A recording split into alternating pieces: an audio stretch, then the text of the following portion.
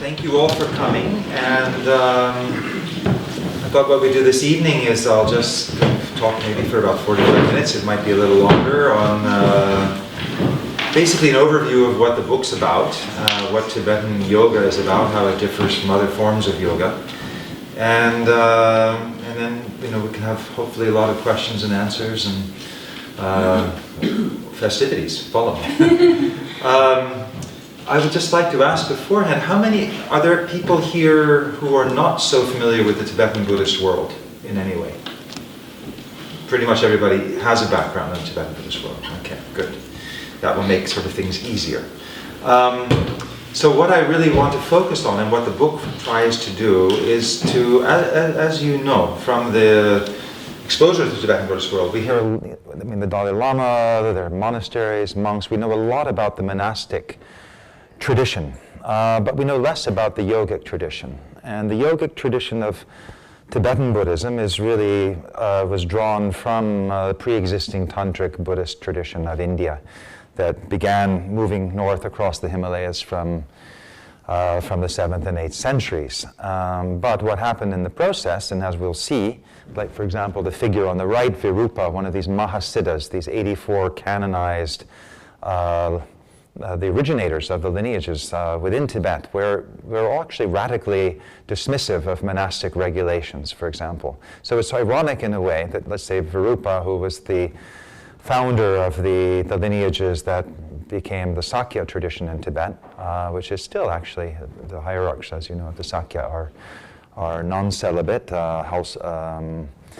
tradition. But what was ironic is that the original ethos and flavor of the Tibetan Buddhist, of the Tantric Buddhist world of India, which was in some ways a critique of Buddhist monasticism, got remonasticized in Tibet. So what the book tries to do through historical evidence, texts, images, and practices is to kind of recapture this hidden aspect of the Tibetan Buddhist world that brings it back to its very origins, and which I would argue has a lot more to do with our lives today as non-monastics.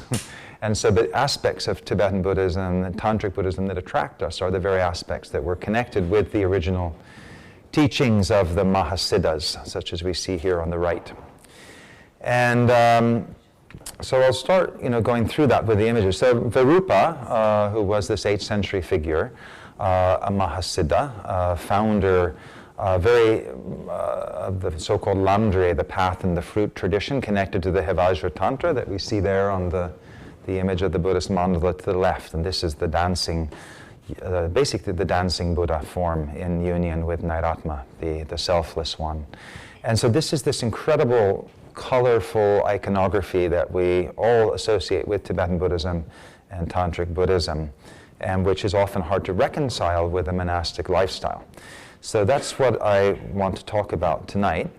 And when we look at what our Tantric Buddhism all derives from so-called Buddhist Tantras. Tantras were texts that emerged following the Buddhist sutras. And we know about the word sutra, the sutras. It has the same etymological root as the word suture in English. It's the thread that ties together the teachings, that ties together life and experience. So Tantra takes it one step further. Tantra means to extend, literally to weave. And so you take the threads of sutra and you weave them together into the tapestry that became the Tantric world. And all of the Tantras begin, interestingly, with a radical critique of what Buddhism had been up to that time, which was a very renunciate-oriented monastic tradition. So, for example, if we see in the case of King Indrabhuti, who was considered one of these Mahasiddhas, the great realized saints, if you will, of the Tantric Buddhist tradition, he, in this one account of his life, it says, King Indrabhuti with his retinue proffered many offerings, asking, please teach us and those like us a method for liberation from the suffering of the life cycle. The master, knowing his mind, this referring to the Buddha, knowing his mind said, go forth from home to homelessness, and there is the way. The king, again making offerings, replied, since passionate beings like us cannot renounce the 5 objects of sense desire, please teach us a method for liberation in which one does not renounce those things. So again, the master said, transformed his appearance into that of a universal emperor at the center of a mandala, and emanated the 32 deity mandala of the secret assembly, the Guhya Samaja. He initiated the king and his retinue, taught them the Tantra, and entrusted it to him. This is the story of King Nirbhuti according to Pema Karpo from 1575. So this already gives you a flavor of, the Tantras are very, very different. They were really taught, and as Dzogchen Punlap Rinpoche recently said in an interview with Lion's Roar, he said actually the Tantras were never made for monks. Of course, you can change them, you can alter them, you can reinterpret them, but they weren't actually designed for monks. And we know that also from Natisha went to Tibet. He actually said that the monks should not receive the actual 2 second tantric vows because they're not applicable. You can't practice them. So what the book is really trying to bring more attention to is what was really going on with this Tantric Buddhist world that has been considered so secret. But the reason, the large part of why it is in secret is because it was not appropriate for monks. It's not that it's not applicable or appropriate for lay people. So there's this sort of strange kind of convention of secrecy that we've inherited, but we sort of lose the cultural, historical context for why that was the case. And again, we see from the 8th century this emergence of Buddhas that rather than being in their classical way of detached and renounced, suddenly with multiple arms, multiple heads in union with consorts, at the center of palatial mandalas, completely overturning everything that Buddhism had seemed to represent up until that time. And the Guhya Samaja being the first of the 4 great early Tantras, the Guhya Samaja, the Vajra, the Chakra Samvara, and the Kala Chakra, a very, very radical revisioning of the Buddha nature. So Buddha nature is what, of course, the Buddha represents, not just the historical figure, but our own enlightened awareness and being. And so here suddenly we have this more radicalized iconography of multiple heads, multiple eyes, etc., representing the expanded possibilities of emptiness, essentially. So if we look at what, the key word, certainly in Mahayana Buddhism, of shunyata. So we always think of shunyata as emptiness, but shunya is empty and ta is the manifestation of emptiness. So again, we have these kind of inherited language that brings us off course sometimes, and particularly in Tantra, because shunyata, it's the manifestation, it's the form and emptiness. The emptiness is form, it's the Heart Sutra. It's at the very center of the Mahayana tradition, and it's what basically Tantric Buddhism picks up on to give rise to this incredible rich efflorescence of the Buddhist tradition that brought the relevancy of the teachings into a non-monastic setting. However, we see, because of this complication of having the commentarial tradition on the original root tantras, which we're always trying to kind of interpret them, but in some ways make them applicable in monastic settings, I would argue. And so Christian Wiedemeyer, who wrote a wonderful book called Making Sense of Tantric Buddhism, he writes that the ultimate practice of Tantric Buddhism is to become a Buddha oneself by finding the enlightened being within, rather than seeking communion with Buddhas through meditation, such as consecrated statues and the like, to cultivate a personal divine identity. Anyway, that's what he's saying is the essence of it, and why we see it in the art. However, there's another quote I'll come to later by him. So what we see are, again, these Mahasiddhas. We see figures riding on tigers, consorts, male, females, dancing. We have the 6 yoga tradition that developed out of these 4 seminal, actually more than 4 core root tantras, and the so-called 6 yoga tradition that we know mostly from the 6 yogas of Naropa that derive from the teachings that he received from Tilopa. And there was also a parallel tradition of 6 yogas taught by the Kashmiri female Mahasiddha Niguma, which essentially the same, and we'll go into all of them, but emphasizes certain things over what Tilopa emphasizes. We also see that the female aspect that's inherent within the Buddhist Tantras has also been sometimes marginalized through the patriarchal reappropriation of the so-called Yogini Tantras, the mother Tantras that are really represented through the Chakra Samvara Tantra, the Vajra Tantra, The Guhya Samaja was so-called a Father Tantra because it preceded it, and we'll go into some of the different kind of iconography that developed.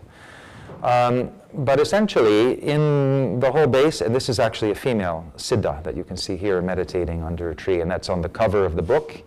And so what the book tries to do is just sort of bring back the kind of lost attention to the female lineages. For example, Tilopa, we always think of, let's say in the Yogic tradition, it's Milarepa, it's Marpa, it's Naropa, it's Tilopa. But we know very well from his own autobiography that his main teacher was a female, Barima. But what do we know about her? Not very much.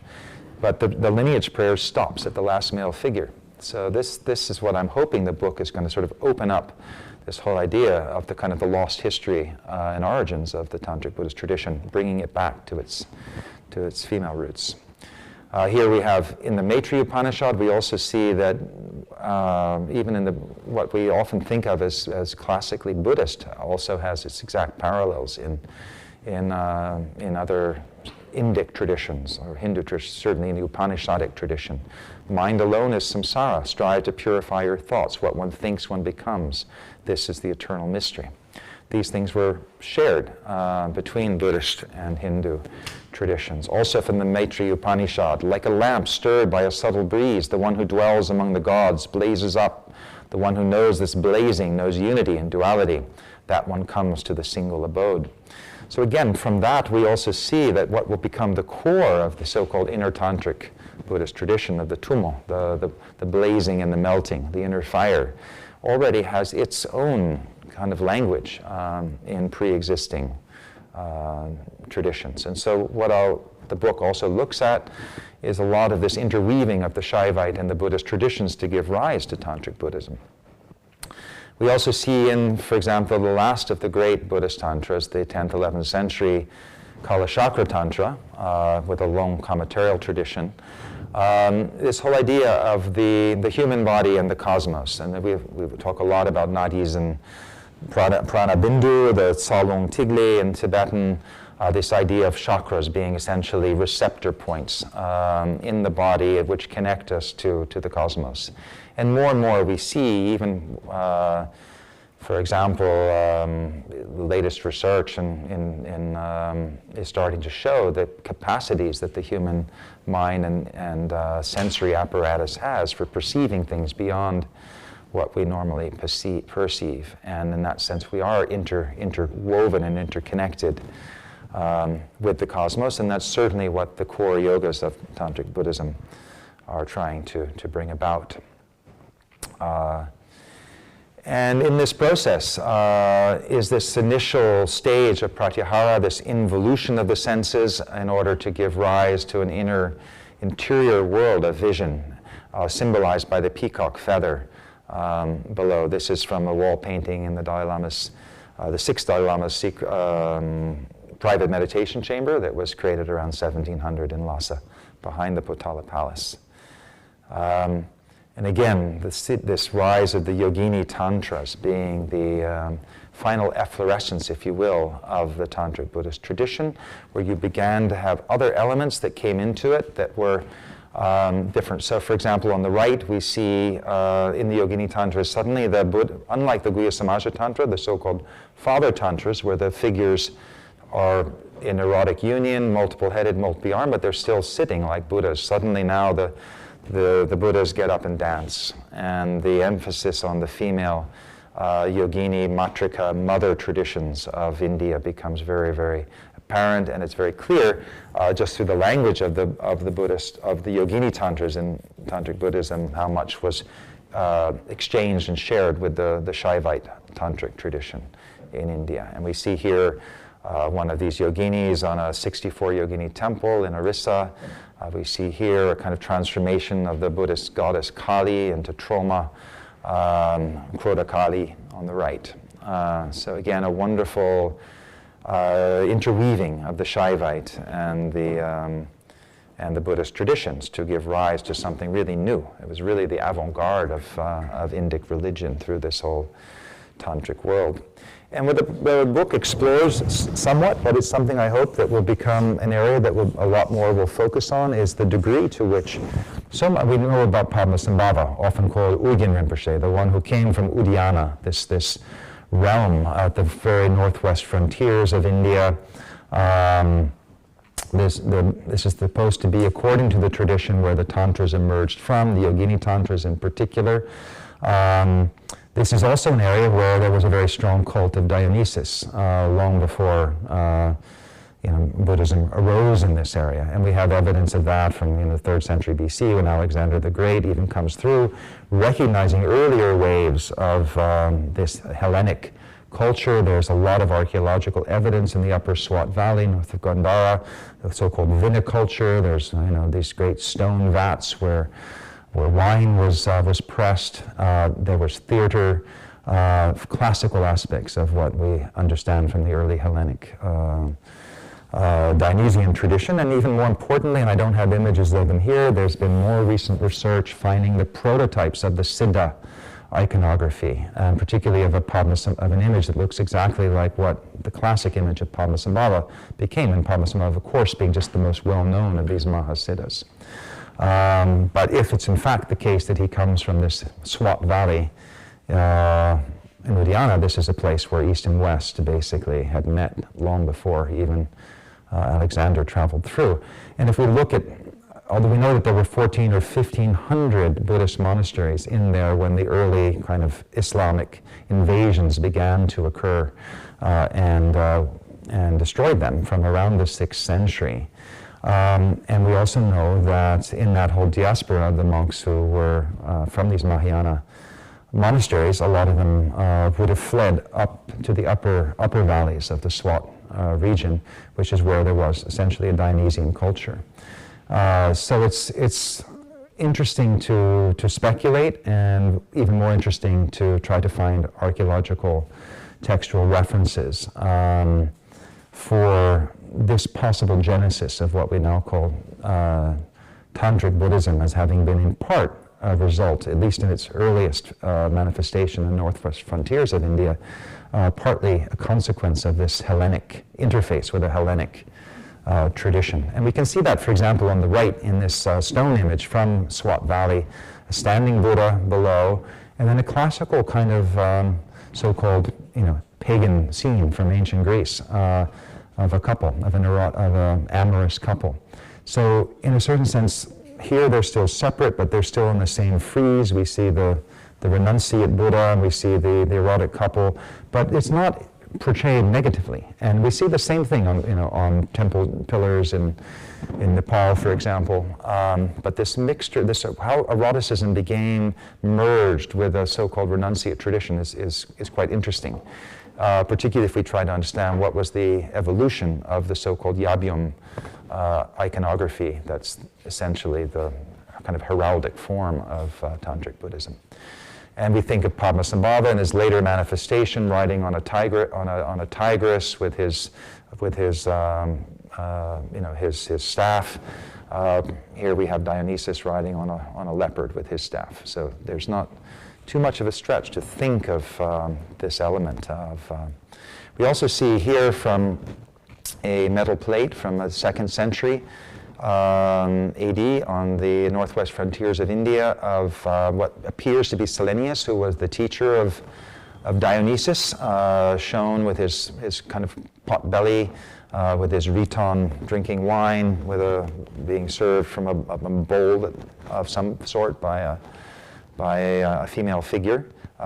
It's almost identical to what we saw in that very first image of Virupa. So if we really look at the evolution, we know that the Buddha image derived, the first images of the Buddha were from Greek artisans who came in that whole invasion of India by Alexander the Great. So it's not a great stretch of the imagination to imagine that the first Siddha images were also partly inspired by this particular Dionysian element. So I say all this just simply because there's so much common imagery about it, but it also is a very exciting area to begin to explore, where it makes what Tantric Buddhism is something less exotic for us. It makes it something really at the lost heart. Why is it that so many of us have been attracted to Tantric Buddhism? It's because it was really a mystery school that survived into the 21st century, and it sort of seemed to it offered something of that sense of magic and mystery that we lost within our own Western tradition, and yet somehow we might see that the tradition itself owed something to the West. So, for example, going back to a form of Padmasambhava, Urgyen Dorje Chang, Urgyen meaning Uddiyana. This was the form of his manifestation in this mountainous hidden land of Uddiyana, of what's now thought to be the Taliban-inhabited Swat Valley of Pakistan. So circumstances do change. Not a great place for pilgrimage, unfortunately. And a Chakrasambhara here on the right. So this whole kind of transformation of Buddhist iconography, images from the Swat Valley on the right, as well as on the left, and this whole kind of interface, east and west. And we see this kind of the Bacchanalian scenes that we also associate later on with the classic depictions of the Gana chakras and these kind of Bacchanalian scenes in Tantric Buddhism that form these kind of festivities that went on supposedly in wilderness settings or in charnel grounds and other places that were sort of beyond the pale of conventional society. We see sort of sometimes radical depictions of this in Tibetan Buddhist Tankas. Here's basically Siddhas imbibing all kinds of substances and involved in all kinds of activities. So the question becomes really, well, how does all this have to do with Buddhism? How does this reconcile with the Four Noble Truths that we understand to be foundational to Buddhism? Where's the connection? So Ronald Davidson, in his book called, he did a 2-volume book on looking at the very roots of Tantric, the rise of esoteric Buddhism in India. And he writes in his first volume, the institutionalization of some Siddha literature by the more conservative Siddha and monastic community relied heavily on the most developed hermeneutical strategies that Buddhism had ever seen, all with limited success. So in other words, it's not a very easy thing to try to reconcile these two traditions. How do we account for that image of a kind of enlightened Buddha in union with the classical images of the Buddha that we tend to associate with the Theravada tradition? And we see again the Mahasiddha Saraha from the 8th century, saying, I have seen in my wanderings many temples, monasteries, shrines, but none are as blissful as my own body. So there's this whole reappropriation of the cult of self-transformation away from the monastic. And these were figures who were great erudite scholars, but having found that that was not, staying in the monasteries, staying in the court settings was not going to be what would bring them to their final liberation. And we see female contemporary, so Lakshmankara, dated anywhere from the 8th to the 10th century, but also said to have come from the Swat Valley, from Uddiyana, often described as being the sister of King Undrabhuti, who we started with, having made that beseeching the Buddha in the Guhya Samaja Tantra to teach a way to liberation that did not involve renunciation. She writes, the wise first established enlightened perception. Secondly, they meditate unwaveringly on empty presence. Thirdly, with intuitive wisdom, they do whatever is to be done with spontaneity, modesty, and grace. It's the most beautiful summation, you could say, and these were through poetry. It was through this idea of enlightened perception. How, if we want to understand what is really at the heart of Tantric Buddhism, it's about changing the way we perceive reality. This is enlightened perception. So in other words, it's also freedom from, you could say, the negativity bias that's inherent within early Buddhism, which was everything's impermanent, therefore don't get attached to it. And the more and more you can kind of dissociate yourself from those kinds of activities that could be emotionally entangling, the better. And then there's this great equanimity that will give rise to enlightenment after many, many, many lifetimes. But the whole basis of the early creation phase of Tantric Buddhism is quite opposite. It's rather than seeing the glass half empty, as it were, everything's impermanent, which means that everything is perpetually renewing itself. In moment to moment, it's perpetually new. But we're only seeing sort of the negative side of impermanence as a cause for detachment rather than celebration that death brings new life. So enlightened perception is this kind of shift of perspective. In which we see emptiness and form as mutually inherent in everything. And then meditating unwavering on empty presence. So empty presence, again, this beautiful idea of taking the whole idea of shunyata, of emptiness that we have inherently within the Heart Sutra, that apparently when it was first spoken, as we know, caused even the bodhisattvas to faint because of the teaching being so radical, that everything is so relative that there's nothing that we can hold on to. Every sense perception, every moment of any experience is just dissolving back into this fundamental fermenting void, which is at the same time a seedbed of perpetual renewal. And then out of that realization, you do with intuitive wisdom whatever is to be done, with spontaneity, modesty, and grace. So I mention all that just because I think, I was told by my teacher years ago in Nepal, of all of these Buddhist Tantras, what is it that's important to read?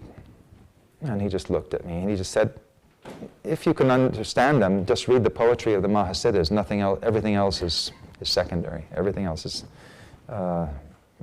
So in other words, it was always going back to these primary sources. And so this is what the book tries to do a little bit, is to bring things back to this feminine ground on the one hand, the poetic ground, and the whole idea of celebration rather than renunciation.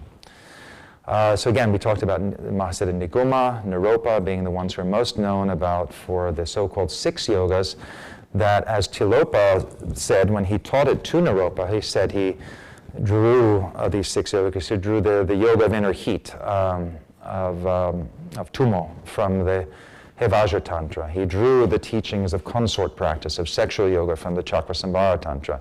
He drew the teachings of the clear light and the illusory body from the Guhya Samaja Tantra. Slightly different versions of these. And so in other words, it was like, what do we take from these incredibly complex Buddhist Tantras that we can apply in our everyday lives outside of any kind of monastic role? Even when we look back on the early sutras from the Buddha, who is said to have said that if the body is not mastered, the mind cannot be mastered. If the body is mastered, mind is mastered. And we see here a rather athletic-looking Buddha with kind of the two figures on either side in a kind of adoration. But what it's showing, and what the Tantric Buddhist tradition is showing, is really that we work through the body to be able to work with the mind. And this is, of course, the very basis of Hatha Yoga tradition in the Hindu tradition, that also, if we look at the Hatha Yoga Pradipika, it's saying that these are extracted from the Shaivite Tantras. So in the same way that the 6 yoga system was an extract from the Buddhist Tantras, Hatha Yoga, as we know today, is formulated, let's say, from the 1500s in the Hatha Yoga Pradipika, was a very specifically stated to be an extract from the Shaivite Tantras to show what's relevant in our everyday lives, working with the body, the breath, and the mind. So the way the body was represented, of course, as an energetic field, it's a way of moving. When practice, here again, another Mahasiddha, Daripa, who had been actually a king, but then he became a slave to very interesting story alone. There's a whole caption that explains his life story in the book. And then these different ways in which the energy field of the body was represented, because it's the energy field one works with. And so this is what we see also in a very early 11th century depiction of the so-called subtle body, the yogic body. On the left is from the figure of Dojipamo Vajravarahi, a female deity who becomes a support for meditative transformation. What's fascinating about this image from Western Tibet is it combines the Shaivite, it combines the Buddhist and the indigenous Bön tradition. And so what this shows is just how incredibly eclectic, syncretic, and creative the Tantric Buddhist tradition was in the 11th century when it was all kind of blooming. So for example, what we see here, we see this bow in the pelvis representing this compression of energy, shooting energy up through the spine, which is the very basis of the Tumo Kundalini practice. We see 3 serpents representing the Kundalini, this uncurling kind of proto-energy within the body, surrounded then by with a triangle behind it, and then with a swastika, a Bön symbol, beneath that echoing the bow below, which is the Bön symbol, then the 64 mandala of the 64 yoginis, and then above that we see the classic image of the yogini yantra of the intersecting the male, the fire and water sort of mix at the heart. And we see another image of this so-called Vajra Body or Yogic Body on the right.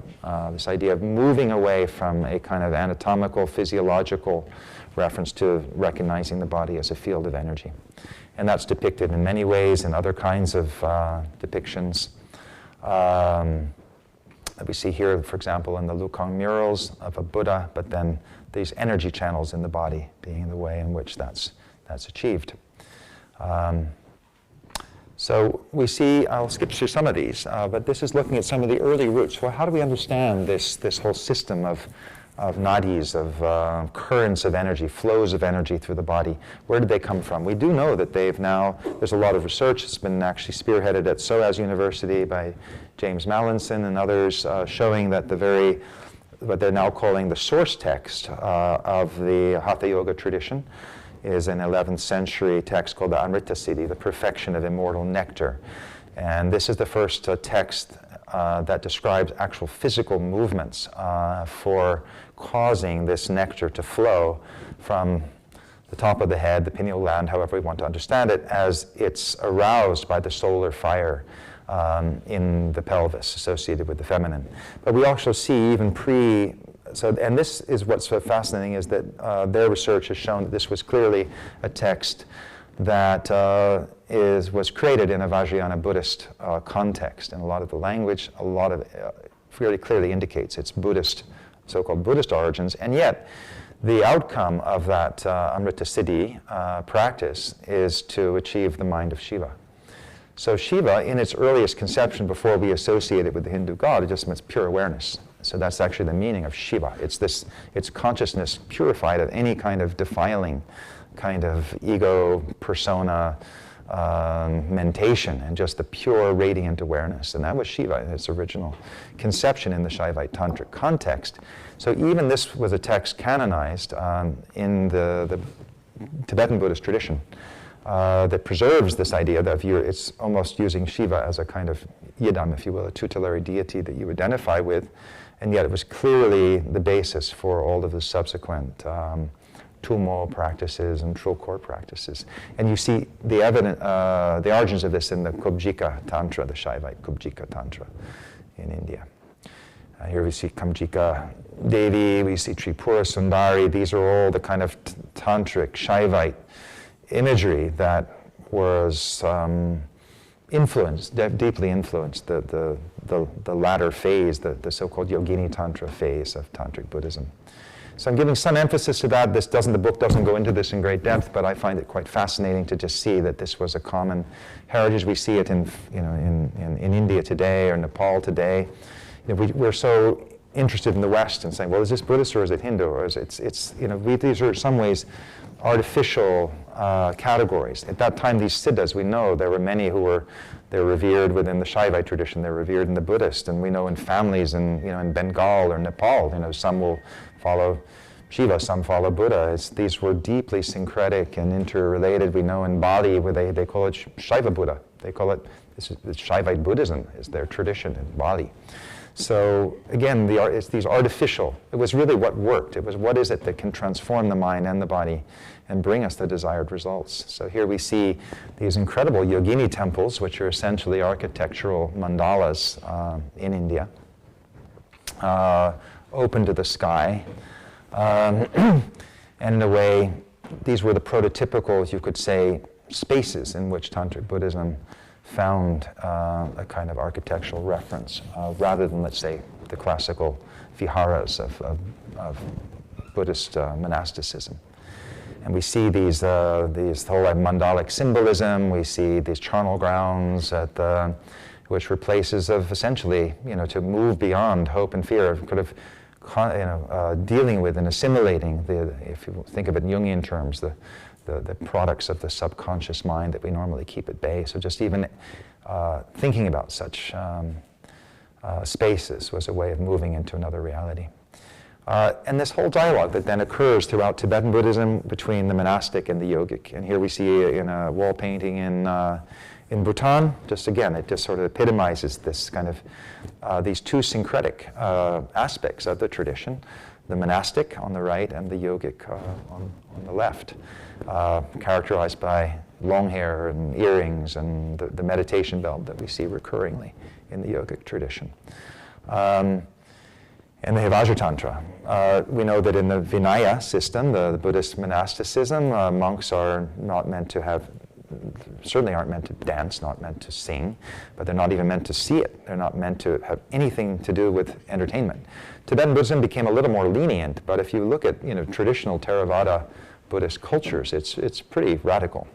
It's a very sensory suppressing tradition, even though we know with Vipassana, you work with your senses to allow sensations to arise, but simply because you recognize that they also go away.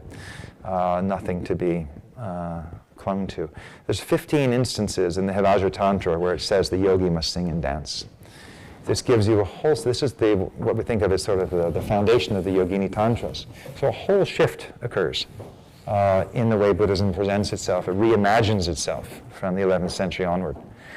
And it's interesting how today we are, many of us, inheritors of this tradition. We practice within these traditions, and we have our teachers who very awkwardly try to sort of reconcile what they call the three yanas, how they're all related and how you have to perfect each, rather than actually the other way that it would be looked at historiographically would be that each yana, in a certain sense, superseded the next, and that's also in the texts. So, for example, if you take the Bodhisattva vow to be reborn forever and forever until all beings are freed of suffering, then you supersede the Theravada vow, which is to do everything, to meditate and practice until you escape the life cycle altogether. That was the whole basis of practice in the early Buddhism, was to escape the wheel of life. And the Bodhisattva vow was to stay within it forever. So the Tantra sort of took it another level further. So each of these, you can't really reconcile those two. And nor can you really reconcile Vinaya vows of Buddhist monasticism with Tantric vows. They're completely incompatible, as Atisha himself made very, very clear in the 10th century. And this idea that the yogi must sing and dance, all the very things that are forbidden to early Buddhist practitioners or monastic practitioners would become the very foundation for realization. So it's just, I just sort of bring these things up because I think they're things worth thinking about. And in terms of what is the future of Vajrayana today? We know a lot of us here, if we've been involved with the Tibetan Buddhist world, all of the kind of scandals that we're all trying to sort of negotiate and understand, and what's all that about. But it also is up to all of us, or anyone who just feels that they are part of this tradition, to take part in an ongoing dialogue as to, well, what is Vajrayana? And to recognize that it's not a single thing, and it has been many things at many times for many different people, many different teachers, and it's something that we all participate in. So I'm just going to go through some more images here that will bring us to the 6 yogas, which I'll just outline briefly. But again, because of this importance of the feminine, we think of a lot of the core teachings that we know of in the Tibetan tradition come from Khandra Yeshe Tsogyal, who was the Tibetan princess, enlightened, became supposedly the first enlightened being in Tibet. She was consort of Padmasambhava, or rather Padmasambhava was her consort. We should sort of look at it different ways. But this was her Enlightenment Cave, which is about 17,000 feet up in central Tibet, about 3 hours drive north of Lhasa, and then a very, very incredible climb up to this cave. A whole community there of these dreadlocked yoginis who are following in the tradition of Yeshe Tsogyal and Padmasambhava. This is on the way up to that cave. Here, a Nakpa Lama, the red and white robes rather than the red robes of the monastic tradition. Here he is, long-haired, red and white, representing the union of the male and the feminine polarities that bring to life. This is that area of Terdrum, the place, literally the realm, treasure trove, where a lot of the actual inner teachings from the Nyingma tradition emerged from and continue to emerge from. So again, going through the 6 yogas, Milarepa, we talked about how they were transmitted from Tilopa to Naropa, Naropa to Marpa, who was this translator who, householder yogi from southern Tibet, who went down to India and brought back the teachings of Naropa, transmitted them to his heart disciple, Milarepa, who said in the 11th century that these 6 yogas are the culminating instructions of the whispered lineage. No other path and method can be found that is superior to this. So this is the idea that they were the distillation of all of these very complex Buddhist Tantras that had been created over centuries. Again, Niguma, Tilopa, Naropa being the 2 figures that we most associate with them. The foundation of the 6 yogas is the Tummo. It was actually a translation of Chandali. Chandali was literally the fierce feminine, and Tummo literally is the fierce feminine. Mo is the feminine attribute. Tum is fierce. But we hear fierce heat because it's all associated with this activation of this fierce goddess, as it were, in the pelvic cavity, giving rise to this transformed experience of the body and the mind. Here, a practitioner, when he first came out from Tibet in the 70s or 60s in Manali. So again, from the Vajra Tantra, which is what the Tummo tradition was derived from, it says Chandali, the inner fire blazes upward from the navel. She incinerates the 5 Buddhas. Hum is burned, and the moon at the crown melts. So this poetic language to use, which is something completely and directly parallel with this Amrita Siddhi Tantra, which is talking about the same thing of the fire melting the drops at the top of at the crown chakra and inducing this state of bliss. And this is where there's overturning and melting the 5 Buddhas. So this incinerating the 5 Buddhas. So this is this way of moving beyond the stereotypes of what Buddhism had been, a devotional form, the Buddha as being something external. You see elements here of the whole Zen tradition of you see the Buddha on the road, you kill him. You know, it's like Buddha is not separate from us, we are Buddha. So this idea of the internalization of the whole path is very, very fundamental to the path of inner fire, to the perfection of immortal elixir, which is the nectar, which is the Amrita Siddhi. Tilopa, in his oral instructions on the 6 yogas, the one who taught it to Naropa, who taught it to Marpa, who taught it to Milarepa, says the yogic body, a network of energy channels, coarse and subtle, intersecting the energy fields, should be brought under control. The method begins with physical exercises. The energy winds are drawn inward, expanded, retained, and dissolved. There are 2 side channels, the central channel, Avaduti, the 4 chakras. Flames rise from the Chandali fire at the navel. A stream of nectar drips down from the syllable hum at the crown, invoking the 4 joys.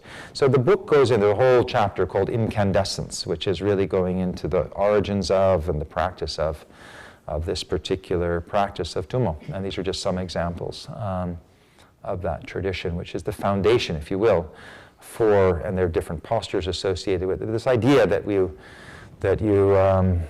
the whole concept that we have of the body-mind is transformed through this process of burning through obstructing karma, distracting thoughts, and allowing the Buddha nature to emerge.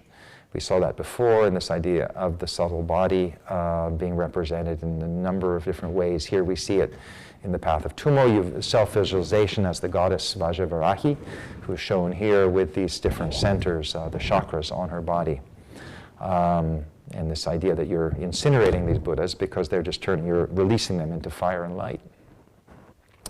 Different classical postures used for the practice of Tummo. So I won't go into these, but this is, again, going into the essence of what the heat yoga, the different ways of explaining it. Here we see the 16th Karmapa demonstrating the postures for Tummo and inner heat. It's also interesting, a lot of people have this concept of how can you write about these things? These were secret practices. It's very interesting, if you go back to how it was in the 60s, when these practices first were coming, when the Tibetans the diaspora began, when they first started coming out from Tibet, nothing was hidden. The first, we think about this dialogue of mindfulness between neuroscience and meditation techniques that had been derived from monastic practices, But the beginning of that started in the 1980s. It was Dr. Herbert Benson from Harvard when the Dalai Lama said, go study these yogis doing tumo, inner fire. That's more interesting. So this wasn't secret back then. It's been this gradual process of kind of obscuring actually the very thing that's, as, for example, tumo, I didn't have those quotes from Yeshe Tsogye, Padmasambhava's consort. Her enlightenment came purely through the practice of tumo, nothing else. That was it. That was the path that brought her to realization. It's this incineration. It's an overturning of the Four Noble Truths. It's where all life is characterized by dukkha, suffering, dissatisfaction. In the tantric view, all life is sukha, it's bliss. It's only when we fall out of that vision that we fall into suffering and discontent. So you've overturned it. In the same way you've overturned the 5 Buddhas, you've overturned the logic under which early Buddhism was founded, and you reverse it, and you start with bliss. And only when you fail to master it, you just kind of get back up on the thing. But it's just this clarity and bliss, which is fundamental. If you look at the Amrita Siddhi, very interesting, it was canonized in the 11th century in Tibet. It says very clearly, it says this practice should be widely disseminated. Everybody should practice it, beginners and accomplished yogis alike, independent of caste, class, or background. It's completely radically open. It's because of monasticism that it got hidden. That's my argument. But here we see even the 16th Karmapa, showing these postures publicly. We see Dingo Khyentse Rinpoche. We don't usually think of him as so thin, but this is back when he was in his younger days, also showing the posture for tumo with a very wide meditation belt. So again, these are fundamental teachings for the Vajrayana Buddhist tradition. And so finally, in a way, these things are all beginning to emerge now after a period of this sort of awkward transmission where what's secret, the concepts about samaya that are often quite misguided. We see that these practices were actually taught in manuscript form, such as you see here. They were also taught in wall paintings, such as in the Lukang Temple from around 1700, where details of the physical yogas that are done prior to the practice of the yoga of inner fire in order to arouse the fire. We see later 18th century manuscripts that were made showing the trulkor for the Vajra Tantra according to the Lamdre tradition. These would be 32 movements done in a forward direction, then in a backward direction, then you do them in a mixed up way. It's a complete way of just really reconfiguring the body, mind, and the energy system of the body in order to go beyond our kind of conventional way of relating to things. We see images here, for example, in this manuscript it was a Sakya manuscript from the Lamdre tradition. And we also see a monk here practicing, or a yogi practicing that same posture. We also see how sometimes the art doesn't really represent it very accurately. His arms here, not quite the way it works, whereas sometimes a photograph can do greater justice. We see how radical these practices can be. We see that even when in the Lukang Temple, which for the first time is showing in a slightly public space, 23 sequential movements, it's not showing you actually the ones that are really fundamental to it, which are the great deps, the great drops, the yogic leaps that we see here. A yoga practitioner who didn't want to be recognized and therefore put on a mask of Milarepa to show that this is the essence of the, you could say, Tibetan yoga, are these drops. And what is that about? It's about with a perfectly held breath so as not to compress the spine, you drive the tumo, the energy through this. You open up the central channel to allow for the arising of the inner fire. But again, if it's not done well, so the reasons for secrecy were partly because if it's not done well, you can hurt yourself. But it's like we can read about doing tightrope walking or acrobatics, and we're not going to do it. We're in an age when the same logic doesn't apply. We're not illiterate yak herders from Eastern Tibet, which is then it's like, so we know things that we would do and things we wouldn't do. So there's a certain kind of, I think, a new sensibility and responsibility that we have as 21st century practitioners that, I'll talk to my chiropractor first before I do that. And there are also many yogis like this who I've met in the research who really hurt themselves very badly. And if you really look at this it's fascinating. Here we see him actually unmasked. Very, very fit, obviously. But what's fascinating about this is these were Tibetan elaborations of, if you look at the Amrita Siddhi, if we think of that as a source text, and it has 3 movements, one of which is called Mahaveda. And Mahaveda is still a practice in Hatha Yoga, where they don't do this. They actually do something which we call the Bep Chung, the baby Beps in Tibetan tradition, where you're basically just in your cross-legged position, but you're just kind of just rising slightly, and you're getting a kind of homeopathic dose of this energetic pulsation through your interesting enough, in the Yutuk Nintik tradition, the turquoise heart essence tradition that was created by Yutuk Ning, the same one who created the 4 medical Tantras of Tibet, he said, you know, those small beps are all you need, because that was a wonderfully kind of medically informed practice that was made for Tibetan medical practitioners who had to do what was ever most effective in the least amount of time to get the best results so that they could spend their time actually devoted to healing people. So you have a Nundro in the Yutuk Nintik that takes a week rather than years that some people slave over it. So it's an incredibly modernist kind of conception. So we have to again remember there's no, this thing of the Nundro as we've inherited a lot of it today, a lot of it was really a 19th and even 20th century kind of effort to consolidate Tibetan Buddhism. We have a lot of conventions that we just take for granted, that we just sort of, that there were historical circumstances under which they developed that don't really apply anymore. You know, here we have another yogi in Bhutan in a temple showing how these beps, the great drops work. And he was saying, I'm sorry, I'm old and fat now. I used to be able to hit the ceiling. But you see, they wear this traditional, the angrak, which is this traditional kind of almost kilted, pleated wrap with the different colors representing the 4 elements. By convention, you're never supposed to show it to anybody. It's all hidden. And then a lot of the great practitioners of it today, like this Sewang Sito Rinpoche, he said it's so crazy. You know, he says unless we understand how the body works and master it, how just to meditate, you're just, you know, people are just going to be lost in their own minds. This mindfulness thing. He'd been in the West. He said it's just so. It's so sterile. He said, you know, unless you know the body, how can you know the mind? The mind is where it's a continuum. So this sort of beauty and how the radical practices, and here from the Vajra wave, a very radical practice that the Dalai Lama has said, you don't do at home. And so the book describes it in detail, but it's not something you necessarily want to do. But with a perfect kumbhaka, the held breath, you press on the outward breath, the certain points on the carotid arteries, which drive according to a brain surgeon that I spoke to, would drive the circulation up through the back of the head instead, and you get this pulsation that starts to just, your whole head just go, and you begin to think you're going to faint, which is why you do it with a meditation belt, which is shown here. But then you basically have induced the fight and flight response, but rather than fighting or fleeing, you just remain completely still and at ease within the state which otherwise would give rise to panic. So you normalize a state of panic and it becomes incredibly blissful. And that's exactly what this state does. It can be almost addictive in the bliss state that it can induce. But it's, again, converting opposites. Here we see the kind of practices in the Nundro, in the Dzogchen. Particular yogic postures used to induce visionary experiences. We see male and female yogis. I'm just going to go a little faster. From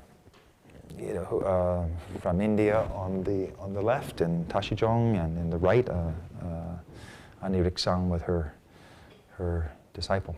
So Tummo, different ways it's been represented in art, and if you go right back to Tilopa, to the very, you could say, foundations of the 6 yoga tradition, to really key figure in the whole evolution of Tantric Buddhism, he says, the best way to enhance inner fire is through consort practice. And that was derived, in his view, from the Chakrasambhara Tantra. So again, it's very hard. You have to go through a great hermeneutics to kind of explain that.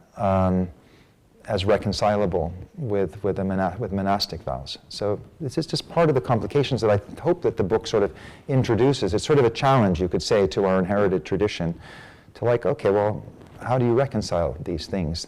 How do you bring the 3 yanas together and rather than recognizing that exactly as one text says, and I was about to say that before, if you've taken the Bodhisattva vow, you've superseded the Theravada Vinaya vows, and if you've taken the Tantric vows, you've superseded the Mahayana vows. Each one represents an evolution, one from the other, and therefore you practice according to your capacity, rather than according to trying to reconcile irreconcilable vows and getting into the miasm of Samaya. Here again, we see how eroticism was very fundamental to not just the iconography, but to the practice of. Won't go into that. There's a whole story of Yeshi Sogyal there, her with Atsitsale, practiced there, the Karma Mudra in Bhutan, very powerful images and stories. This all leading to the third of the so-called 6 yogas, the clear light, different ways in which that manifests. Again, it's sort of this converter of fire into light. The whole chapter, the chapter called Noetic Light, the infinite brightness of being in the book goes into this quite. So what I do in the book is I take these classic 6 the direct translations that we've inherited, the Tummo, the fierce heat, the Karma Mudra, the clear light, the Poa, the transference of consciousness, and I give them slightly different names to try to capture really what they're about. So Tummo is incandescence, and the Karma Mudra or consort practice is called Luminous Passion, and this is the noetic light. And different ways in which this is practiced, this idea of the heart, this opening of the heart. We talk so much about mindfulness, but sometimes we forget that in the real inner traditions, the Nintik especially, it literally means the heart essence. And it's about the flowering of the heart. It's about seeing with the heart even. And the kind of literal images that are projected from that. We come to this transcending the wheel of cyclic existence, this idea of all these practices being still in keeping with the Buddhist ideal of transcending cyclic existence. It's just depending on how we understand that. Do we understand it as being sort of literal rebirths, or do we understand it as rebirth as something that's ever present, but it's never personal? I mean, especially with anatta being the foundational teaching of the Buddha, no self. What is it that's reborn? I mean, of course, there are many, many explanations of it being a subtle wind that carries over a certain level of consciousness, but that consciousness has no memory. There's no memory normally between lives. A lot of past life memories is easily traceable. Just, we hitchhike on other people's memories. It's nothing personal about it. We ourselves are porous to other beings. So I always loved the one interpretation that one Lama gave of the great last watch of the Buddha as he's sitting under the Bodhi tree, remembering thousands of past lives, are just like, it's basically just kind of, it's evolutionary memory, We know from our own bodies we have residual gills, we have residual tailbones, we have been all things. So in a way, it's a beautiful image of just the fact that we are interconnected, interwoven beyond time and space with everything that ever has been and ever will be, rather than just that these being literal rebirths that may have made sense for people to understand within a culture in which that was a given. But it's just to open up the question of how do we really understand rebirth. The idea of dark retreats, there's a section in that. Because I've kind of gone over my time limit here, I will move a little bit further, but there are wonderful images of just how you set up a dark retreat here with 4 circular mirrors with peacock feathers at the corners of a curtained room. Sometimes it's purely dark, sometimes it's allowing kind of light to filter through so that you actually work with the kind of rays of light that come through diaphanous surfaces. And the kind of visions that you see arising around it are actually these kind of primal forms that we see even in Paleolithic cave art. They're things that you see when you press your eyes. They're kind of phosphenes and different floaters that can appear against a blue sky. They're even in ophthalmology. These are recognized forms. They call it blue field entopticism, without any reference whatsoever to any esoteric tradition. Some of these things begin to appear, and these are used as just points of departure for some of the most esoteric practices in the Tögal in the Dzogchen. And again, it's not in any way to reduce it to that. It's just saying they are the perfect example of form and emptiness, because these visions that occur within the eye, do they exist? Do they not exist? Nobody else can see them, so they're completely subjective, and yet on one level, so they are in that wonderful sort of interrealm in which we can then use them as a way of meditating on the nature of reality. Here again, this idea of all of the yogas. Here the Dalai Lama described this particular image as being kind of like all of the 6 yogas in one, because you have the fire coming out from the top of the head, which is actually melting the hum, which is that small white syllable, coming down from the crown of the skull, crown of the head. And then the projection of consciousness through the through this image, this syllable of the alpha state, essentially, of transferring consciousness out of the head, bypassing the bardo, this intermediary, often hallucinatory realm that is said to await after death, that you see depicted with these sort of dancing, ferocious figures, animal-headed figures, instead into a Buddha realm up above. So this is sort of from the Tummo to the ejection of consciousness to the Bardo yogas, all in one. And again, different ways in which this idea of light, the different way of illumination of the body can be represented, even in a kind of arbitrary form, just illuminating the heart. You know, what is the relationship? If we think of what happens for those of you familiar with the Tibetan Book of the Dead, or the Bardo Tödel, it describes the peaceful and wrathful deities. The peaceful deities emerge from the heart after the dissolution of the physical body, and the wrathful deities emerge from the skull. At the top of the head. So this relationship between the heart and the head is so fundamental. It's this shifting also, we could say, in our own contemporary practice into this more heart-centered awareness. We know there's the amount of neurons in the heart are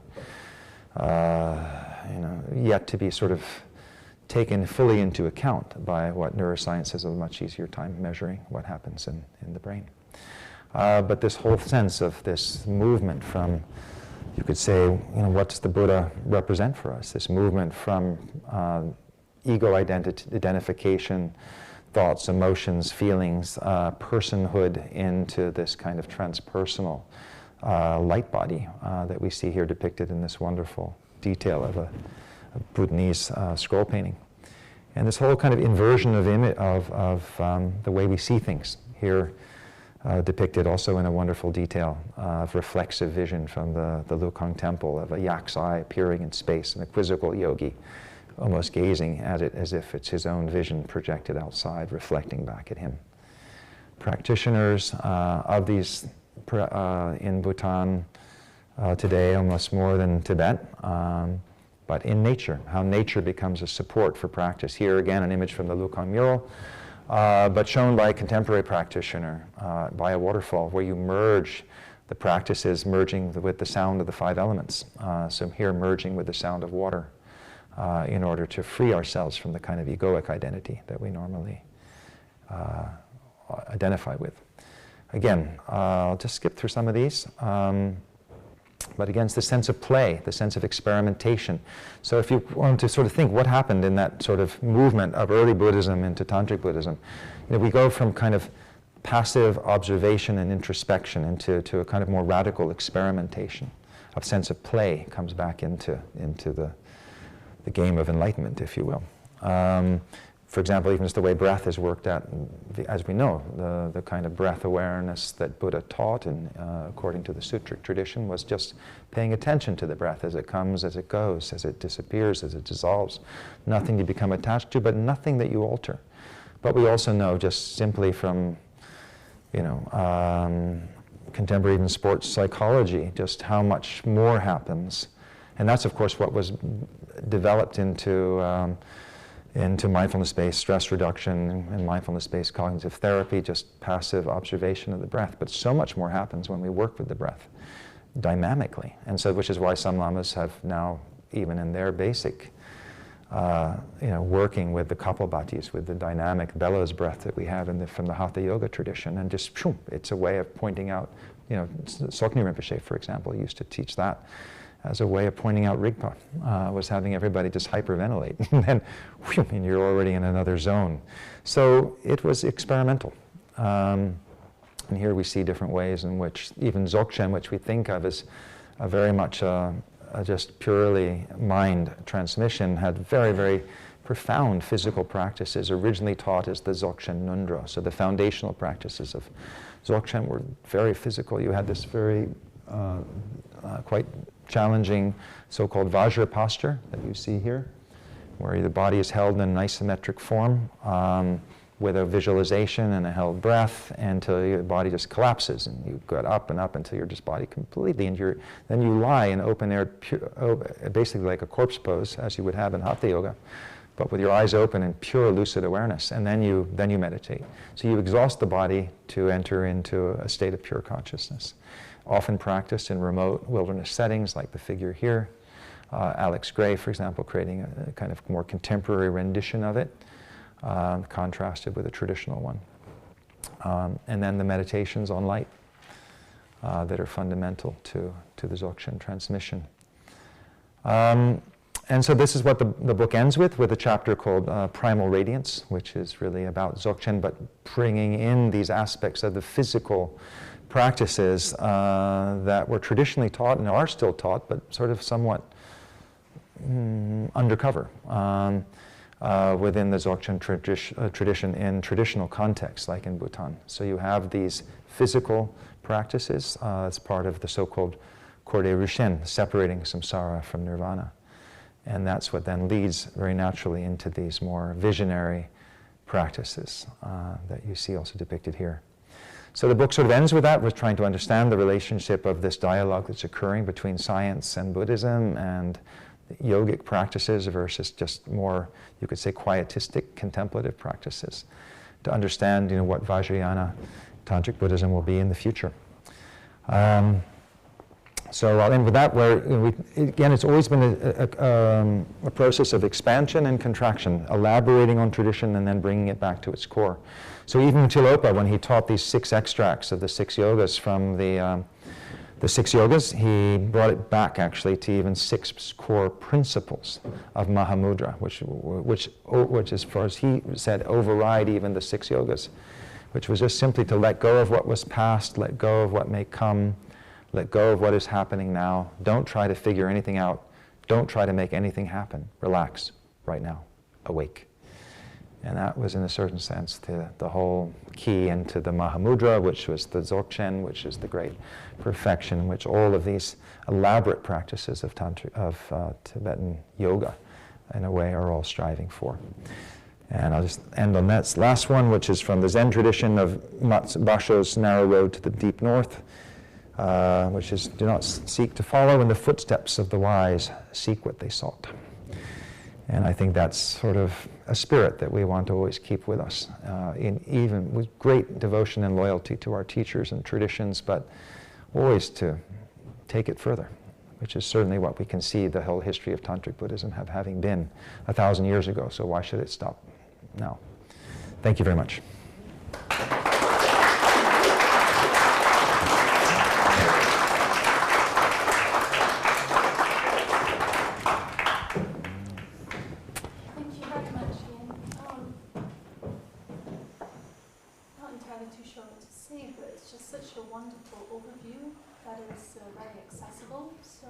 Thank you so much. And if it's okay, would you be open to taking a few questions? Yeah, take as many questions people have, and I apologize for that was sort of double the 45 minutes I promised, but I have actually not given a sort of talk basic after the book sort of came, this is the launch of it, so I guess I had more to say on the matter than I thought I was going to. So yeah, any questions, I'm happy, and if anyone also feels that they want to leave, they've had enough, don't feel shy to do that, but otherwise happy to answer questions. So you'll know I'm already sympathetic to your discussions of the sort of the Swat Valley, West Nile, North Pakistan roots of Vajrayana, the transition from the Greco-Buddhist kingdoms to what then they call Vajrayana. 2 points that jumped out of interest in some of the figures that you mentioned, the people that still live there, the so-called Kailash tribe, of whom there are now fewer than 4,000, but they're the ones that claim to be the descendants of Alexander the Great's army, and they still worship inwardly, and Yes. they still practice a form of Dionysian rituals in the spring, in the mountains there in the shadow of K2, which is just utterly fascinating. So we should go. Yeah, I think so. Yeah. So one element about the physical practices, some of the more secret, or whether you want to call it secret or just kind of simply undisclosed, right? Just the type of tradition that's only passed from master to student rather than sort of a mass education system in the monasteries. While it is at once free form, it is also guided by an experienced master that kind of has a sense of how to identify the progress that the student or the aspirant is making, and then how to not so much control them, but just to prevent them from wasting time. Absolutely. And stuff like that. So could you give us some of your thoughts on, I mean, maybe even your own experience with that, with your teacher Chachel Rinpoche, or some of the leading figures in like Vajrayana thought, like the lamas and the thinkers that are writing about that side of the tradition that we could reference. No, it's fundamental, because as anyone who knows has been involved in any way with Tibetan Buddhism, which essentially were the preservers of Tantric Buddhism in India, because it, as we know, it largely disappeared from the 13th century onward in India. So Tibetans have preserved this incredible tradition, and it's, as Eli is saying, fundamental to that is the relationship with the spiritual mentor, with the guru, with the teacher. And because especially of the nature of these practices is so radical, both existentially, physically, emotionally, I write about it in the book, and it's something I'll just mention in this context, because before you could ever, let's say, look in the Indian context, to be initiated into Tantric Buddhism was an incredibly close relationship with the teacher. A lot of the Tantras there's a limitation on how many students could even be initiated at one time. The 4 so-called Tantric Initiations are, which we can receive now in a kind of symbolic form, rather meaningless form actually, but they were incredibly existentially demanding. For any of you who are aware of them, and I won't go into detail now, but they are described in the book. We have what we're called the vase initiation, the secret initiation, the wisdom, and then the word. But they were highly sexual. They were highly transgressive. They pushed all your buttons, and if you went through them, you were in a covenant with your teacher, your teacher's consort, your consort. There was no way out. It was such an incredibly intimate bond that was created, and trust to reach that point. I mean, incredibly powerful. And that's really, in a certain sense, what Tantric Buddhism really, to go all the way, involves, that level of trust with a spiritual teacher. And we see the abuses of that's occurred when Tantric Buddhism is institutionalized, and empowerments are given over Skype or streamed, where a teacher never even knows the name of a teacher, and then students get radically confused. They think they have some kind of tantric vow with a teacher who doesn't even know their name. It doesn't mean anything, and this is what many teachers just keep trying to say it. You might think you really got this Maya, but don't worry. That the tantric retinue of Vajra protectors aren't going to come and consume you at night. It's not really happening. And this has been this really problematic thing now of kind of trying to reconcile what does it really mean to take a tantric vow. If we really, as I was saying, if we look at what they were originally, they were so radical. And I remember talking to Sakya Trizin about it, because we didn't really do the tantric initiation since the 13th century. We're just doing simulacrums of them now. But they still have a kind of aesthetic power, and they work within our system. But I had a discussion with him about, are they relevant in the West? What do people understand they're getting? Well, then people do. You create a sense of loyalty to a tradition, but you also create enormous anxiety, and sometimes for people too, because then they don't do how many mantras they've committed to doing, and then all hell breaks loose according to the tradition. So it's very complicated. But I think the point is that for really to go to the depths of the tradition, a teacher that you have a very genuine and close personal relationship with is essential. But I do think, and that's sort of the argument I make in the preface to the book, is that just because that's the case doesn't mean that understanding what really lies at the heart of the tradition isn't deeply edifying and important and valuable, even for people who aren't part of a Tantric Buddhist tradition. I think we can still gain a lot by just appreciating these kinds of practices, and there were probably comparable things going on in Pythagorean, ancient Hellenic mystery schools, and that we've lost tradition, after in 3rd century when these were wiped out. And that's the incredible beauty that the Tibetan tradition has preserved these things into the 21st century. So we get a taste of kind of the things that we've lost from our own kind of genetic pool, as it were.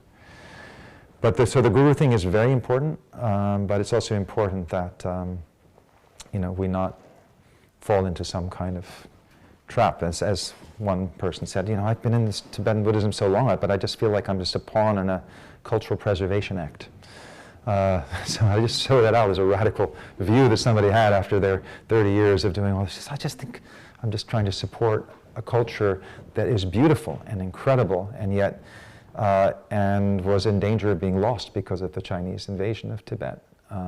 But they still felt that they weren't getting the real thing, and that was their sense of disappointment. So what I try to do in the book is try to bring out, because I pushed the boundaries for decades, living in that part of the world. I had the great privilege of being very close with my teacher, who was a teacher of many other teachers today, and who was very radical and was incredible. And I had absolute faith in, and anything.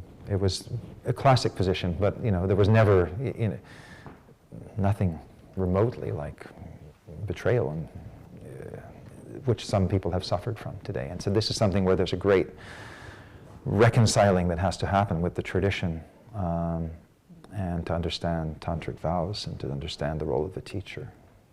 So I try to, there's an afterword in the book, which is Tantric Buddhism in the West, which I get to some of these issues.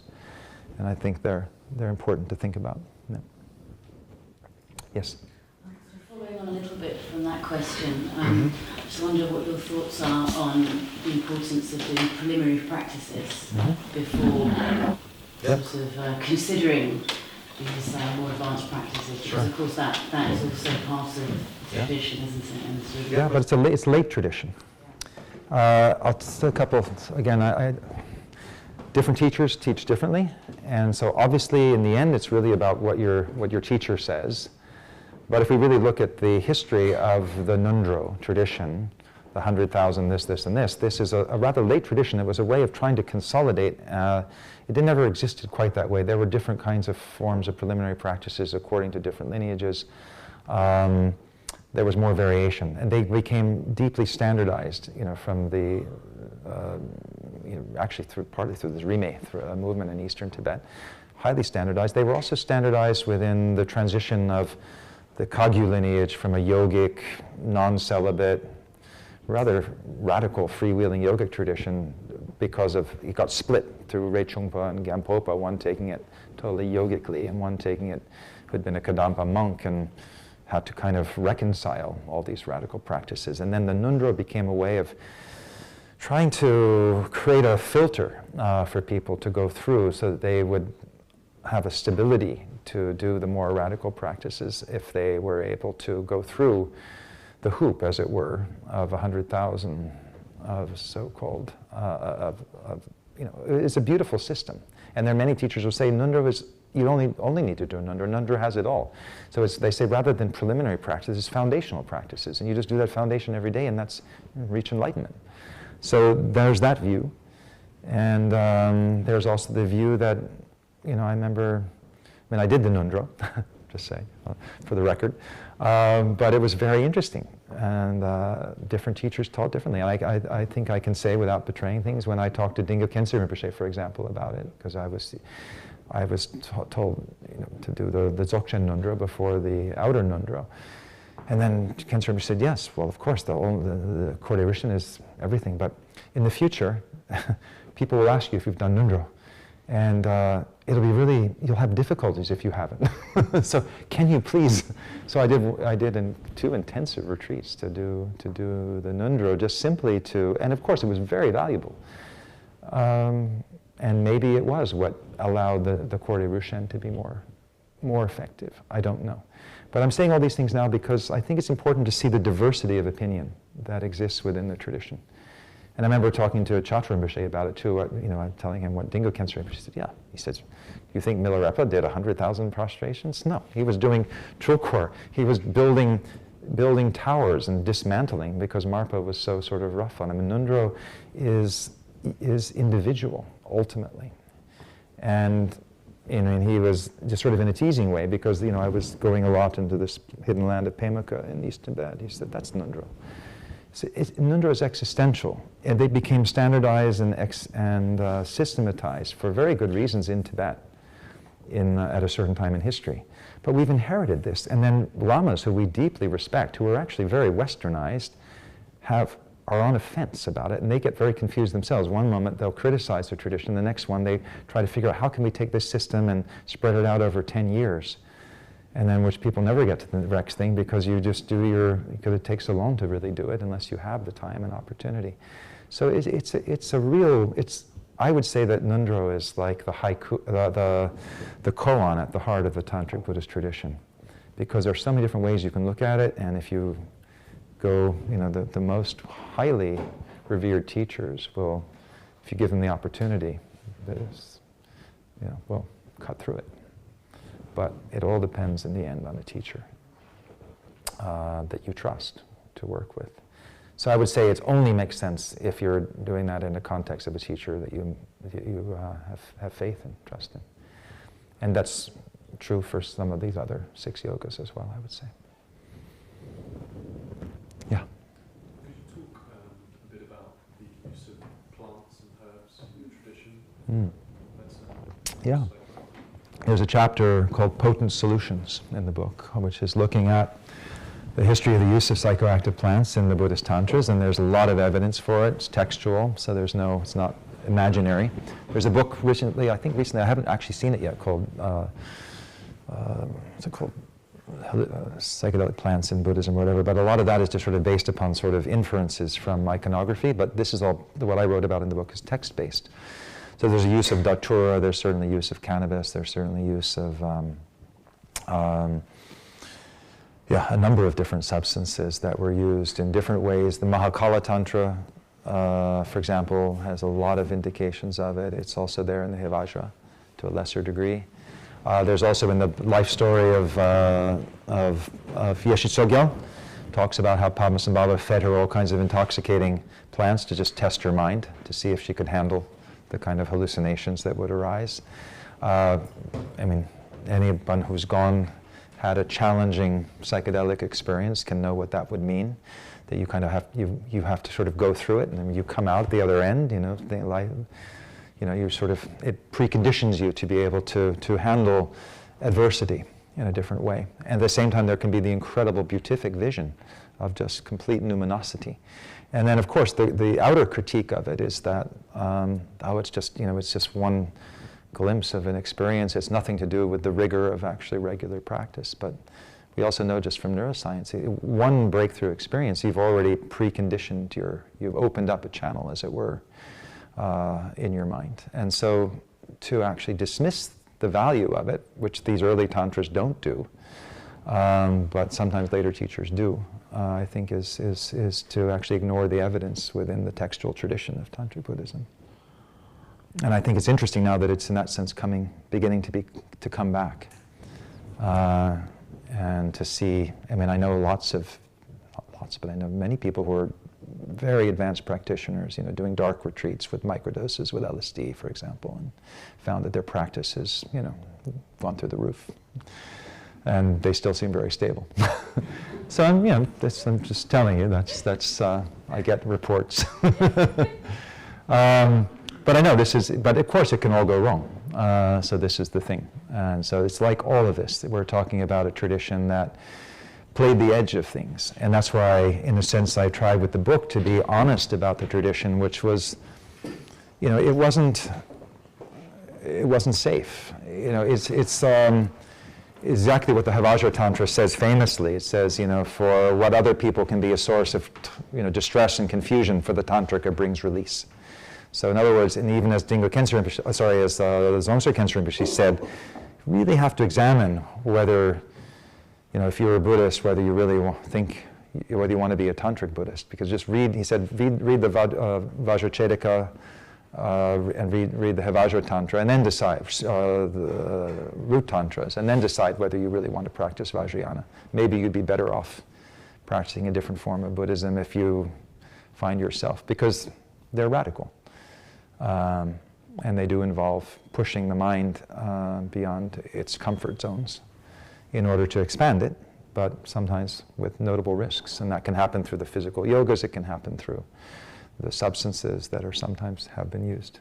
And we know there's always an outer, in the first chapter, outer, inner, and secret. It's like, this is also trying to sort of show the tradition, what it says outside is not what the Lama is going to tell you, his close disciples, and it's not what they themselves do in secret. So I just look at the life of Trungpa, incredible genius who we were talking before this, who brought so much through and had a great, he grew peyote in his windowsill. And a great penchant for mind-altering plants. And, he was an incredible, as far as I'm concerned, a realized being who was also an alcoholic and a drug addict. But, it all worked for him in some way, even though he died younger than we all would have liked. But we just have to be honest with the whole complex of it all. And it's complicated. But yes, of course, he said outwardly not to, and then he'd invite his closest symbols to come and drop acid and watch television. And that's from very, very, to his closest meditation teachers. And so it's radical. And so, that was okay, and that worked in the 70s. It wouldn't work now, in a certain sense. But it's just to show that this was a tradition that was pushing the boundaries in every level. So if you look at the 11th century, what was going on with these Mahasiddhas, they were not, they were not by the book. And I think we have to sort of, if all of us have kind of gone through the 60s and 70s in some way, we can understand that there was a kind of a breaking out of boundaries from that. So we shouldn't be overly sort of holy about how we look at things, because I don't think that's what the Mahasiddhas were trying to get us to wake up to. Yeah. Yes, sir. Yeah. I just want to ask a little bit about this Kundalini. So, when you mentioned about the inner fire could break the energy of the Kundalini, so what essence is this Kundalini energy? I know it's very powerful. Some people experience it and can experience headache or very intense releases. Sure. So, just want to know a little bit more about it. Yeah. It's a bit of a mystery what that energetic life force, if you will, in the body is, and how it was understood, and how it's awakened, and how it arises naturally. Psychic energy. When we look at how it's been trying to be understood in a Western context, Carl Jung, wrote about it as a kind of psychic energy that once the complexes are removed and you go through your certain blockages, a kind of this energy arises. And I think, in a simplistic way, it's partly that. When we go, this is why the transgressive practices are always associated with the rising of the Chandali. It's the wisdom goddess. It's the goddess of fire that emerges from us as a woman or a man. It's just the blazing forth when we've kind of gone beyond our, inhibitory complexes, and the mind becomes open and on fire. But I don't think it's not something that neuroscientists have sort of tried to grapple with yet, to try to understand what is it. Is it relate to the central nervous system? Does it relate to the endocrine system? Is it hormonal? Is it neural? And so I think both, whether it's in the Shaivite tradition, where in a certain sense it's very articulated as Chandali, and then directly translated into Tummo in the Tibetan tradition. But the way that it's described as working within the Tibetan tradition is different than the way it's in the Shaivite. And the Shaivites said that the Tibetans, because they are scared of doing doing rapid breathing, they never actually got the full. They don't know how to activate the full Tummo. But then the Tibetans say that because they don't do the rapid breathing, there's a whole thing in Tibet. There's inheritance from the Tibetan medical tradition that we have a certain number of breaths that we take in our lifetime. And so a lot of Tibetan medical doctors I know, they're not rapid breathing like you have Bhastrika and Kapalbhati. They say, no, that'll shorten your life. But the very thing, of course, in the Ayurvedic tradition and Yogic tradition, it lengthens your life. But there's a lot of view that from Tibetan doctors that I know that it shortens your life. But it's a key part of the Shaivite Chandali, Kundalini, is the rapid breathing. And anyway, so there's just an interesting view difference of opinion between the Shaivites and the Tibetans on this particular matter of how most effectively to activate it. I think there's also interesting things to look at with what, the so-called, Wim Hof, the Iceman, the Dutch Guinness Book of World Record holder. He basically just took some basic methods of Bhastrika from the Hatha Yoga tradition and doing research on the power of the held out breath by creating an carbon dioxide condition, what is it called, the Bash reflex. There's so much is catalyzed in the body by holding the breath, either in or out, and through rapid breathing. You can, in 60 seconds, you put your whole body into a life and death situation. If you've held your breath, your whole body is convinced you might die. And as a result, you've roused your inner resources to a degree way beyond what you could do through cognitive-based stress, mindfulness-based stress reduction, which is passive. And they can't even do tests like to see what happens in MRI scans because it doesn't path health and safety regulations. You can't tell someone to hold their breath in an MRI. So you can't actually test how much more effective it is to engage your breath rather than just observe your breath. So we're stuck in this paradigm because we have fear. We're so fear-based. And so Tantra broke that. And we're still trying to figure out what do we do with that while still living with wisdom, compassion, and for ourselves and others in our bodies, so that Kundalini, which, as you say, can create crises as much as it can spiritual breakthroughs. Sorry? As a matter of information, when you're in an MRI scan, they tell you to hold your breath all the time. Well, Elena Elena told me she can't ask her people to hold their breath. She said that's not allowed. I've been there, they do. Really? Yes. They hold their. Well, can you tell me the reference? Because I had dinner with her literally 2 nights ago, and she said I'm not allowed. They have to keep your organs absolutely still while they make an image. Okay, well, I'm told that they have to keep their breath very, very, very still. Yes, they do. Yeah, but she said she can't tell them to hold their breath. Yes, they tell you. Okay, okay, that's very interesting. Okay, I will correct her, or I will ask her. American accent. Hold your breath.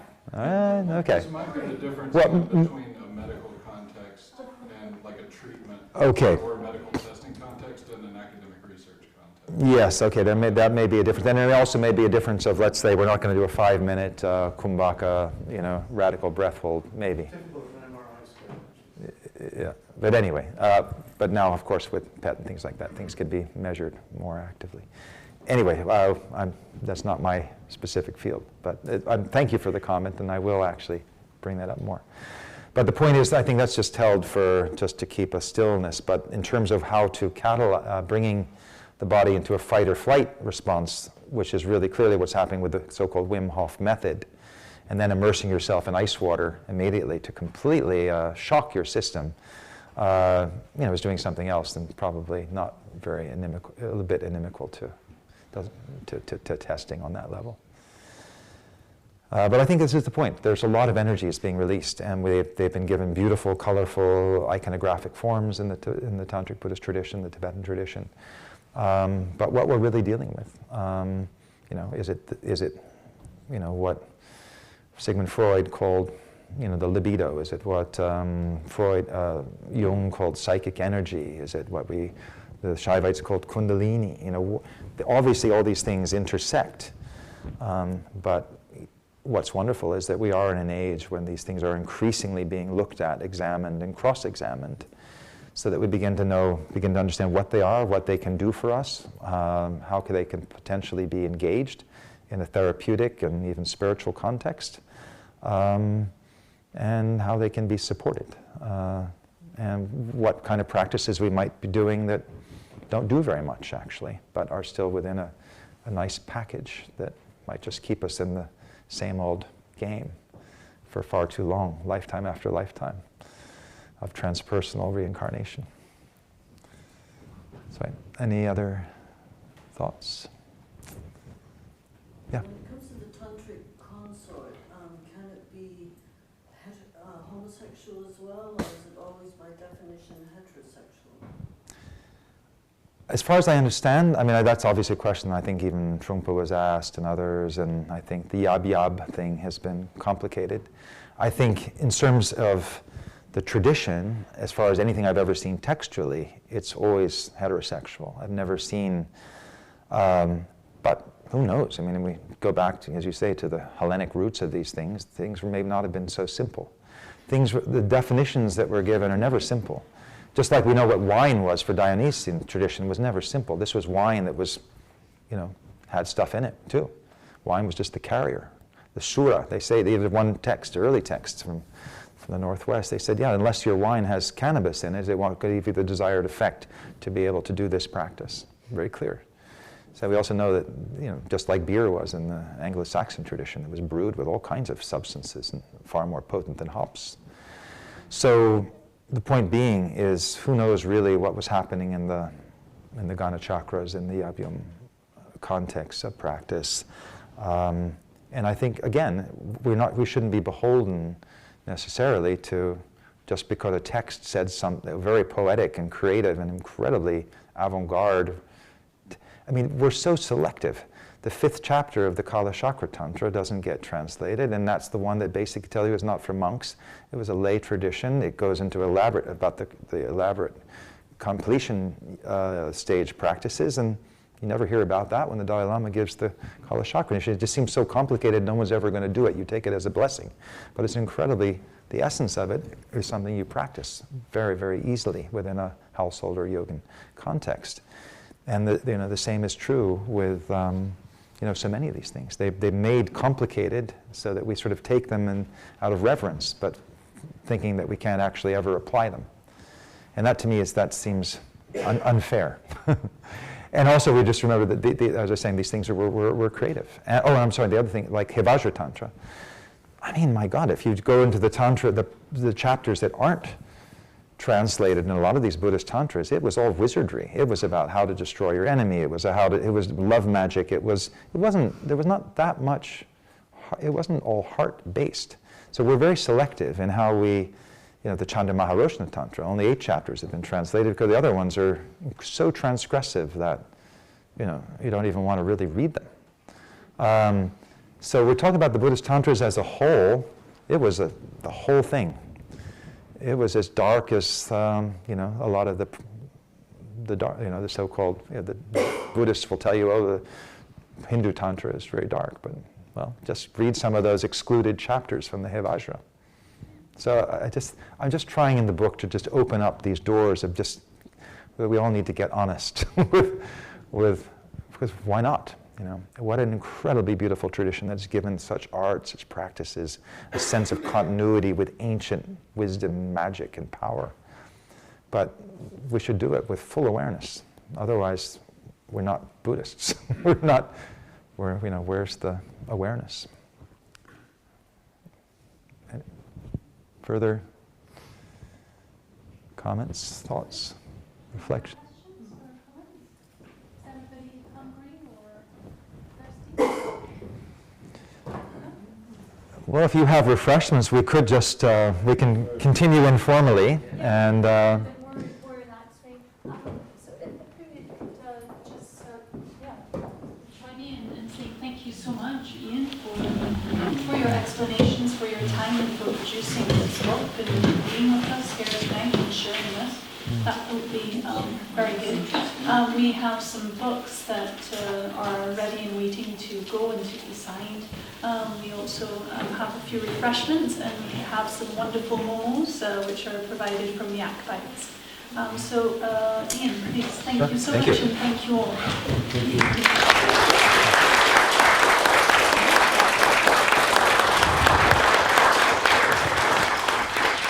And I really want to thank you all for your questions. It's always the most interesting part for me, because that's where I feel that the dialogue begins, and when I say all kinds of things I probably shouldn't have.